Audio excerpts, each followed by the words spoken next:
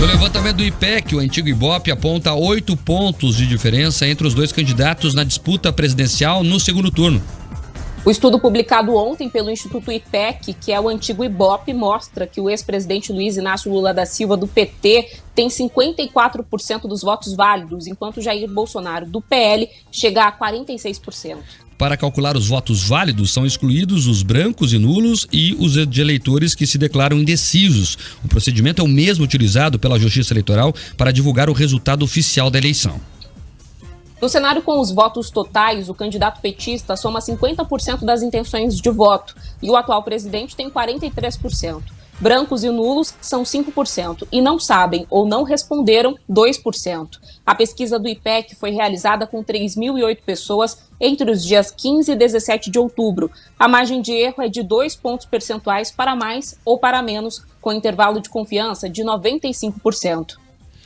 Tá, e portanto, a questão das pesquisas, é o que eu sempre digo, estão aí os números, compra quem quer, leva a sério quem achar que deve levar, e elas apresentam resultados muito diferentes. Nós registramos aqui a pesquisa do Instituto Veritas no início dessa semana, que colocava Lula e Bolsonaro em empate técnico, inclusive com Bolsonaro na frente. Agora o IPEC traz aí 8 pontos de diferença, são Brasis diferentes. Mais uma vez, alguém está mentindo.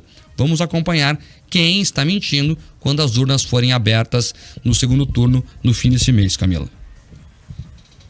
Pois é, Mark, inclusive esse vai ser o tema da nossa próxima pauta, né? A gente vai aprofundar mais isso, mas é o que tem gerado toda essa discussão, né? Essa diferença entre o Instituto de Pesquisa e outros. O que eles alegam é que, por exemplo, a gente não tem hoje dados atualizados sobre a população brasileira por conta do atraso do censo. Outros falam sobre a metodologia, o fato de as pessoas, né, muitas vezes responderem a essas perguntas, a esse questionamento, mas no fim das contas não comparecerem às urnas, então que a abstenção acabaria sendo retratada nessas pesquisas eleitorais. Fato é que muitas pessoas acabam usando o resultado dessas pesquisas para basear o próprio voto, né? A gente fala muito sobre voto útil, todo mundo em algum momento da vida já pensou nisso antes de ir ali e digitar um número na urna eletrônica. Então isso gera um impacto e é por isso que é tão importante que a gente discuta essa metodologia, que a gente tenha uma maior transparência em relação a isso, para que, quem sabe, inclusive, essas empresas que são responsáveis por realizar essas pesquisas